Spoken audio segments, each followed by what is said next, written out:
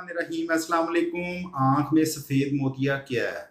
Basically कुदरती lens जो है जिसका काम ये है कि आँख में जो रोशनी पहुँचती है पर्दे तक, उस रोशनी को साफ सुथरा करके पर्दे को देना, लेंस का काम ये है। उम्र के साथ साथ उसमें तब्दीली आती रहती है, उस तब्दीली के साथ साथ वो लेंस धुंधला होना शुरू हो जाता है। जब वो इतना धुंधला हो जाता है कि उसमें से रोशनी गुजरना मुश्किल हो जाती है, पर्दे तक रोशनी नहीं पहुंच सकती, तो इंसान को ऐसे ही लगता है कि अब मेरी आंख के आगे धुंध आ गई है, जाला आ गया, कोई बादल आ गया है। दूर से बंदे का चेहरा नहीं पहचाना जाता, पास आके भी बहुत सा नजर आता है, चेहरा नहीं पहचाना जाता। बेसिकली वजह क्या है? वजह यह है कि पर्दे तक रोशनी पहुंच नहीं पा रही होती।